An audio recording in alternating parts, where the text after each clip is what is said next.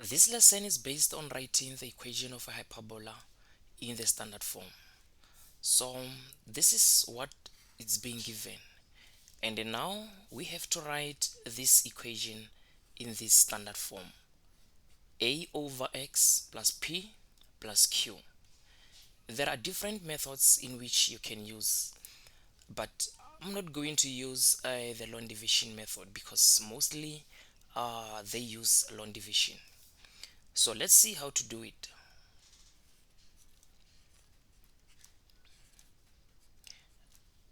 So let me rewrite this equation.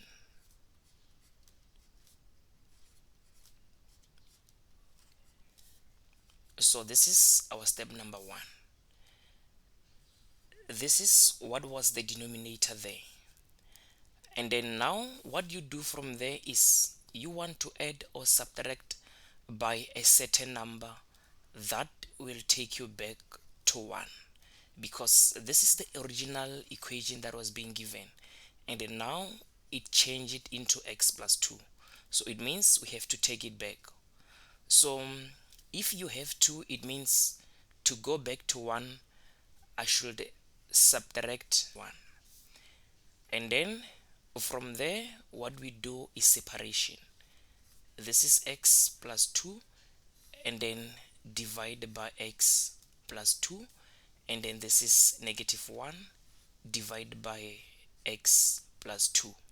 So what you do is you always separate this and then also this one, and then from there this will give us 1 and then negative 1 over x plus 2, and then from there this is the same as saying f at x equal to negative 1 over x plus 2 and then plus 1. So now it's in this standard form, as you can see. Let's see another example. Then let's just say we are given y equal to x minus 2 and then divide by x minus 1, and then from there we have to add or subtract by a certain number so that we can get negative 2. So if this is negative 1, it means I should also have negative 1, and then from there this is the same as saying x minus 1 over x minus 1 and then negative 1 over x minus 1. We separate, and then from there this is 1 minus 1 over x minus 1, and then this is the final answer. This is negative 1 over x minus 1 and then plus 1. And then now let's just say you're given y equal to 3x minus 1 and then divide by x plus 2. But now I want you to notice something. The coefficient of x, it's no longer 1. So if the coefficient of x is not 1, this is what we do. You always take this number and then you multiply by this one. If this was negative, it means it was just going to be the way it is. It was going to be 3 times negative 2. So in this case, because it's positive, it must be 3 times 2. And then 3 times 2 is 6. So from there, let's see what to do. This is 3x, and then you always write this number.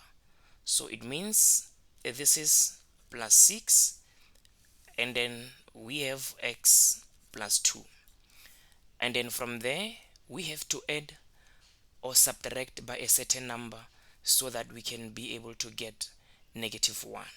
So it means it must be negative 7, because 6 minus 7 is the same as negative 1. And then from there, what we do is we separate.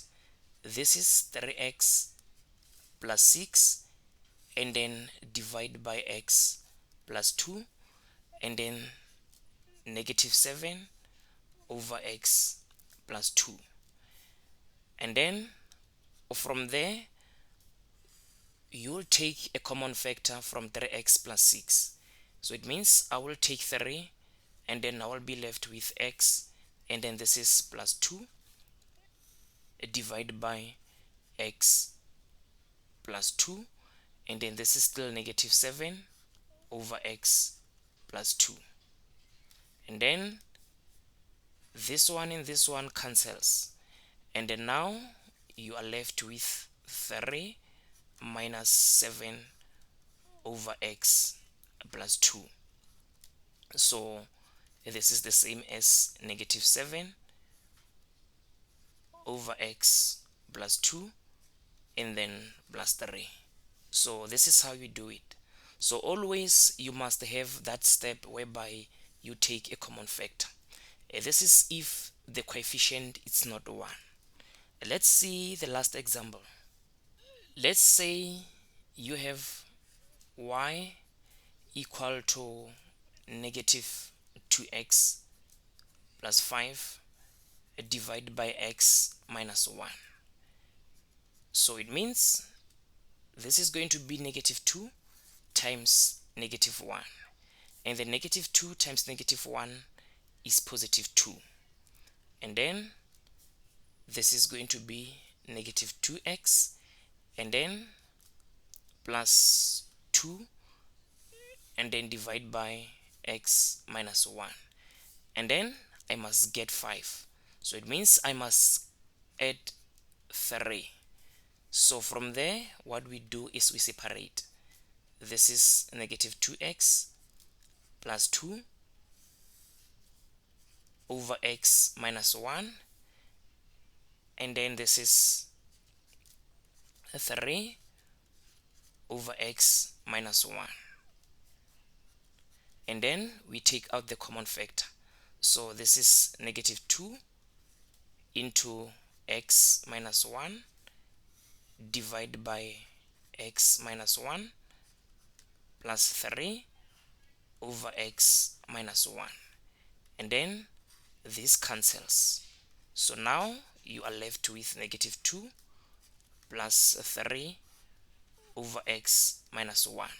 So this is the same as saying y equal to 3 over x minus 1 minus 2, and then this is how it is. So that's it for this lesson.